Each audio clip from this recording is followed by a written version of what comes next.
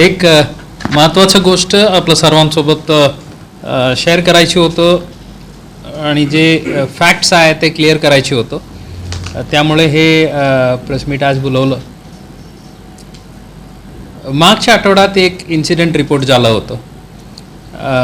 आयान भगवान म्हणून एक युवक आहे, ते व्यवसाय त्यांच्या भाजीपाला विक्रीच्या. त्यांना काही मुलांनी मारहाण केलं आणि त्यांना आणि त्यांचे एक साथीदार आहे ज्युव्हेनाइल, ते दोघंजणांना मारहाण केलं म्हणून त्यांनी फिर्याद दिलं होतं. आणि त्याच दिवशी रायट अलॉंग विथ हर्टच्या गुन्हे दाखल करून पुढील तपास सुरू केलेला आहे. त्यापैकी 3 आरोपी अटक केलेले आहेत आणि ते अजूनसुद्धा न्यायालयीन कोठडीत आहे. आणखी 9 आरोपी आयडेंटिफाईड आहे, नावाने आहे. एकूण 12 आरोपी आयडेंटिफाईड आहे. त्यापैकी जे बाकी 6 आज ताब्यात घेऊन पुढील अटक प्रक्रिया सुरू करत आहेत. उर्वरित जे 3 आहेत ते पण शोध प्रक्रिया सुरू आहे. आणि त्याच दिवशी, ज्या दिवशी यांच्या कंप्लेंट होतो त्याच दिवशी एक पीडित महिलाचा कंप्लेंट होतो. यांनी त्यांच्या दुकानासमोर येऊन छेडखानी करत आहेत वगैरे वगैरे. त्यानुसार एक 354 बाधावी कलम अंतर्गत गुन्हे दाखल करण्यात आलं होतं. आणि एक विधी संघर्ष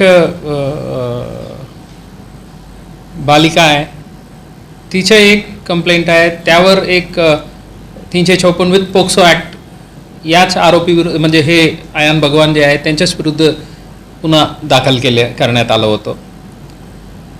सो एकंदरीत आतापर्यंत तपासामध्ये हे निदर्शनास आलेलं आहे.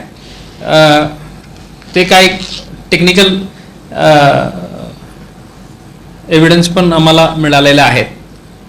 मोबाईल फोन वगैरे जप्त करण्यात आलेले आहेत. त्यामधून पर्टिक्युलरली जे कोणी फोनपेवर पेमेंट केलेलं आहे त्यात उघड त्यांचा नंबर मिळत आहे समोरच्या व्यक्तीला. त्यामधून काही डी पी असो किंवा स्टेटसमध्ये जे काय आहे ते डाउनलोड करून आपल्या मोबाईलवर ठेवायची किंवा त्यांना संपर्क करण्याचा प्रयत्न करायची, चॅट वगैरे अशा प्रक्रिया आहेत. त्यामधून हे जे पहिले 354 दाखल करण्यात आलं होतं त्या फिर्यादीच्या नातेवाईकांना पहिले फिर्यादींनी कळवलं आणि त्यामधून हे पूर्ण प्रक्रिया आलेलं आहे. यात जे कोणी कायदा हातात घेतलं ते चुकीचं आहे आणि त्यांच्यावर जे गुन्हे दाखल करण्यात आलेले आहेत त्यावर कडक कायदेशीर कारवाई 100% करण्यात येईल. ॲट द सेम टाईम या विषयामध्ये काही कम्युनल कलर देण्याचा प्रयत्न चालू आहे अशा निदर्शनास येत आहे. जे गोष्ट 354 म्हणजे एक महिलांच्या छेडखानीमधून सुरू झालेल्या आहेत आणि त्यांच्या नातेवाईक आणि त्यांच्या मित्रांनी हे कृत्य केलेलं आहे. त्यांनी जे कायदा हातात घेतलेला आहे ते अत्यंत चुकीचे आहेत. कोणी अशा करू नये आणि ज्यांनी केलेलं आहे त्यांना आम्ही एक गुन्हेगाराला जे कारवाई करणार आहेत तसाच त्यांच्या पण कारवाई होणार आहे. पण यात काही व्यक्ती किंवा ऑर्गनायझेशन असो किंवा इंडिव्हिज्युअल व्यक्ती असो टोटली एक कम्युनल कलर देऊन तशा आता सोशल मीडियाला पण आम्ही ऑब्झर्व केलेलं आहे. हे जे व्हर्जन जे आहे, हे जे नॅरेटिव्ह जे आहेत ते चुकीचे आहेत आणि आम्हाला आता हेच आव्हान आहे, इतर कोणी पीडित महिला असलं तर ते काही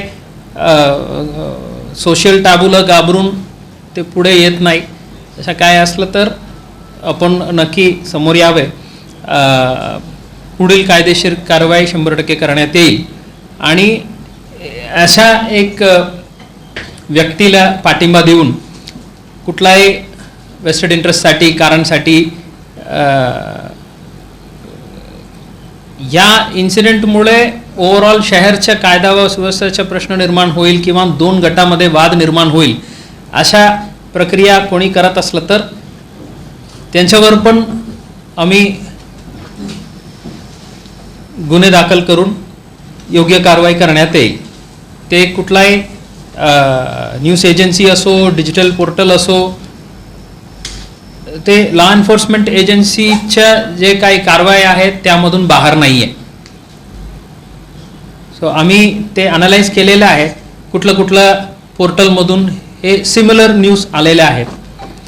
ते यादी आम्ही काढून ठेवलेले आहेत आणि त्याच्या चालक कोण आहे, रिपोर्टर कोण आहे, ते सर्व यादी काढलेलं आहे.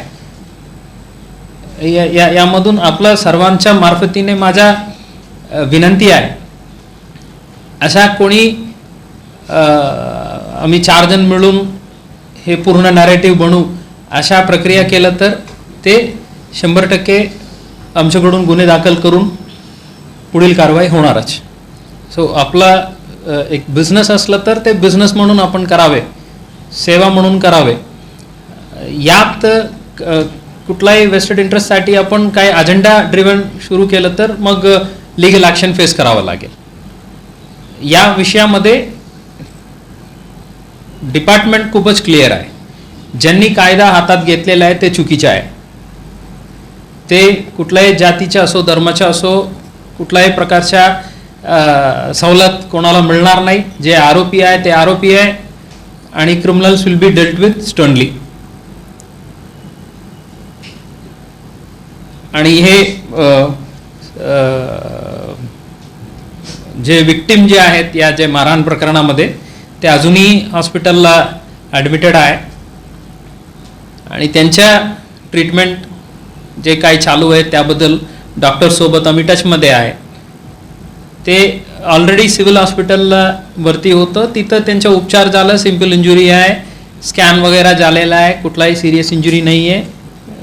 म्हणून आता यांनी परिवाराने त्यांना प्रायव्हेट हॉस्पिटलला ट्रीटमेंटसाठी ठेवलेलं आहे. काय ट्रीटमेंट चालू आहे त्याबद्दल पण आम्ही डॉक्टरसोबत टचमध्ये आहे. अँड कुठलाही वेस्टेड इंटरेस्टसाठी हे कृत्य कोणी करू नये. ते इंडिव्हिज्युअल काही सोशल मीडिया वापरणारे युवक आहेत ते त्यांच्या ट्विटरला किंवा फेसबुकला हे टॅग करून करतात. त्यांना कळत नाही जे करत आहे ते एक क्राईम आहे. 4 फ्रेंड्सनी ते स्टेटस ठेवलं म्हणून मी पण ठेवलं, पण गुन्हे दाखल झाल्यानंतर त्यांना कळेल हे सायबर क्राईम आहे आणि त्यांनी जे डिजिटल फुटप्रिंट सोडलेलं आहे ते कुठल्याही प्रकारे ते मागे घेऊ शकत नाही. माझ्या वॉलला स्टोरी आला तर ते आलंच.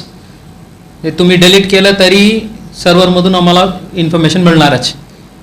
आणि आमचे जे सोशल मीडिया सेल जे आहे त्यांच्याकडे सर्वांचा डेटा आता ऑलरेडी कलेक्ट झालेला आहे.